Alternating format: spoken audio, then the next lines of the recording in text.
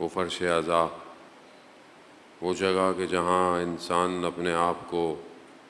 امام کے سپرد کرنے آتا ہے، وہ درس گاہ، وہ یونیورسٹی کہ جو انسان کی تربیت کرتی ہے، وہ جگہ کہ جو انسان کو جینے کا مقصد سکھاتی ہے، وہ ایام آ گئے۔ اور یہ ایام صرف سوگواری یا غم کے نہیں، یہ ایام مظلوموں کی حمایت کے، ظلم کا مقابلہ سکھانے کے ایام ہیں۔ اور یہی وجہ ہے کہ آج دنیا نے دیکھا کہ جس کے پاس حسینی مکتب تھا اس کا سر جھکا نہیں، کٹ گیا۔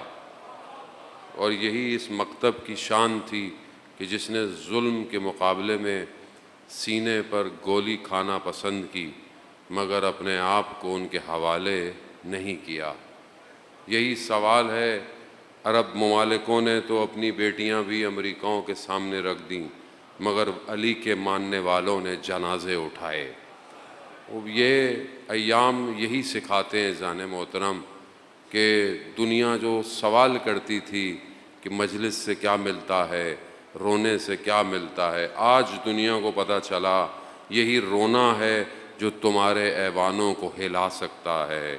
یہی رونا ہے کہ جو انسان کو بیدار کرتا ہے، یہی رونا ہے جو انسان کو اتنی طاقت دیتا ہے کہ یہ جو ہم پڑھتے ہیں زیارت میں، یا لیتنی کنتو معاکم فافوز فوزا عظیما، کاش کہ ہم کربلا میں ہوتے تو ہم آپ کا ساتھ دیتے۔ اور آج دکھایا حسین کے ماننے والوں نے کہ اگر آج بھی کربلا برپا کرو گے تو آج بھی ہم امام حسین کے ساتھ ہیں۔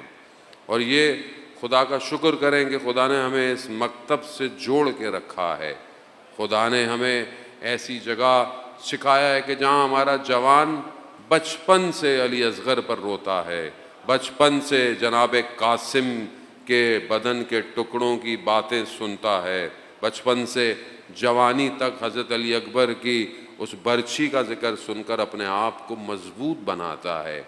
دشمن یہی چاہتا ہے، اور دشمن یہی چاہتا تھا کہ مجلسیں ختم ہو جائیں یا عزاداری ختم ہو جائے، یا اگر ہو بھی تو اس کے اندر روح نہ ہو عزاداری کی۔ جب یہ کہا جاتا تھا کہ مجلسوں کو با مقصد بناؤ، مجلسوں کے کانٹینٹ کو امام کی قیام کے ساتھ منسلک کرو، تو ہمارے لوگ کہتے تھے بعض اوقات، مولانا یہ کیسی باتیں کر رہے ہیں، مجلس کوئی خشک سبجیکٹ تھوڑی ہے، یہاں پر تو مطلب جو دل چاہتا ہے وہ ہونا چاہیے۔ عزیزان محترم، جہاں دل نہیں، جو امام چاہے وہ ہونا چاہیے۔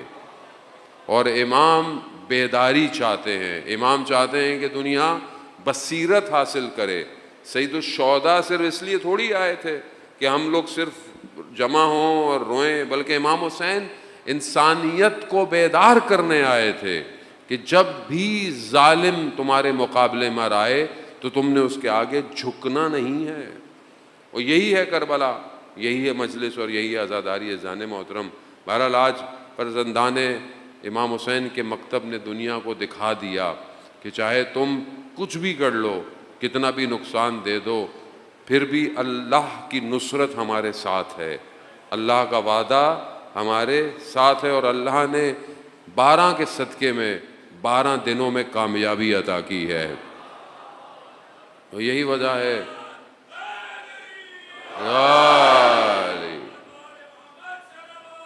اللہم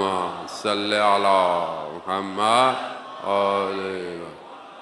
تو عزیزان محترم، ہو سکتا ہے آپ نے کبھی زندگی میں جنگ کو محسوس نہ کیا ہو، جنگ کو اس طرح دیکھا نہ ہو، میڈیا پہ دیکھنا کچھ اور ہوتا ہے، خود جگہ پہ ہونا کچھ اور ہوتا ہے، انسان بہت قریب سے چیزوں کو محسوس کرتا ہے۔ یہ بہرحال توفیق الہی، یہ 10-12 دن ہمیں بھی ہوئی کہ ہم بھی بہرحال ایسی جگہ پہ رہے کہ ہم نے اپنے سامنے ان ساری چیزوں کو دیکھا۔ جو دل میں تھوڑی بہت دنیا کی محبت تھی، اللہ نے صاف کر دی کہ حادثوں میں مرنے سے بہتر ہے انسان دشمن کے میزائلوں سے مر جائے، وہ بھی انسان کم از کم شہادت کے درجے پہ تو جائے گا۔ اب یہ بیداری مہم ہے عزیزان محترم، اس کو ضرورت یہ ہے کہ یہ 1-2 دن میں نہیں آتی، یہاں پر سالوں تربیت بنانی پڑتی ہے۔ آج اگر ہم امام حسین علیہ السلام کے لیے جمع ہوتے ہیں، اصل مقصد یہاں سے اٹھ کر امام کی نصرت کرنا ہے کہ جب امام ظہور فرمائیں گے تو اس کے لیے ہم نے کتنی تیاری کی ہے، اس کے لیے ہم کتنے تیار ہیں۔ یہ مجلس اصل میں وہی ہے، درسگاہ ہے۔ جب انسان امن میں ہوتا ہے تو اسے جنگ کی تیاری کرنی پڑتی ہے، جنگ میں رہتے ہوئے انسان تیاری نہیں کر سکتا۔ آج ہم لوگ امنیت کے اندر ہیں، آج ہم لوگ بہرحال مشکلات ہیں، فائنینشیل مشکلات ہیں، سوشل پرابلم ہے، دنیا کی بہرحال ہر ملک کے اندر اپنی ایشوز ہیں، لیکن بہرحال ظاہری طور پر امن کے اندر ہے۔ امن کے اندر انسان اپنے آپ کو مضبوط بناتا ہے، اور جو سب سے زیادہ چیز امپورٹنٹ ہے وہ انسان کا ایمان ہے۔ اگر ایمان مضبوط ہے تو انسان تنہا بھی لشکر بن سکتا ہے، اور اگر انسان با ایمان نہیں ہے، کمزور ہے، لاکھوں کا لشکر بھی وقت کے امام کو چھوڑ کے جا سکتا ہے۔ آپ کے سامنے تاریخ عبرت سے بھری پڑی ہے، کیسے کیسے لوگ تھے کہ جنہوں نے اپنے وقت کے اماموں کو تنہا چھوڑ دیا، لیکن وہیں پر آپ کے سامنے پہلی محرم میں آپ مصائب بھی جو ہے وہ خدا توفیق دے کہ بہرحال ہم جناب مسلم کے پڑھتے ہیں۔ آپ دیکھیں نا کہ کتنے لوگ تھے حضرت مسلم کے ساتھ، ہزاروں کی تعداد تھی، 17,000 12,000 تو لوگوں نے خط لکھے ہوئے تھے،